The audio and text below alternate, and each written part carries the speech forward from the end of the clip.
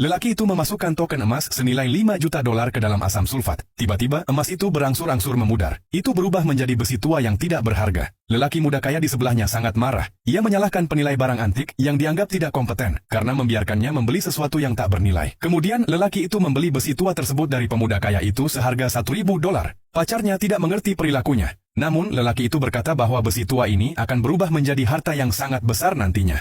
Pada saat ini pelelangan mulai menjual barang kedua. Barang tersebut adalah kotak kayu biasa. Tidak ada yang pernah berhasil membuka kotak itu, dan tawaran awalnya adalah 100.000 dolar.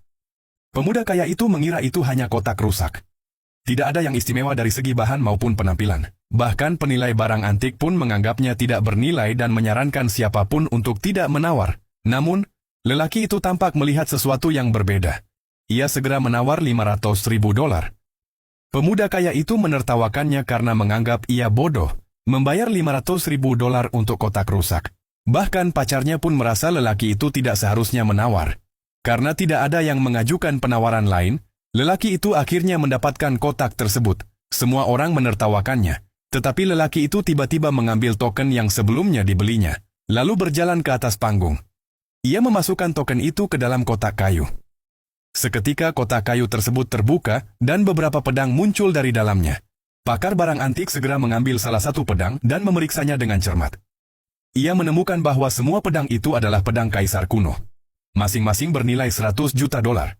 Semua orang di tempat pelelangan terkejut. Tepat ketika semua orang masih kagum dengan kemampuan lelaki itu dalam menilai barang antik, pelelangan dilanjutkan dengan seekor kuda. Lelaki itu sudah lama menunggu barang ini. Ia langsung menawar 5 juta dolar. Pemuda kaya merasa bahwa kuda itu mungkin berharga, jadi ia menawar 6 juta dolar. Mereka pun terus saling menaikkan harga. Namun, lelaki itu tiba-tiba berhenti menawar, membuat pemuda kaya ragu. Ia khawatir bahwa barang tersebut mungkin tidak berharga.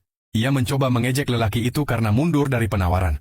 Tetapi lelaki itu lalu berdiri dan menawar 10 juta dolar. Ia berhasil mendapatkan kuda tersebut.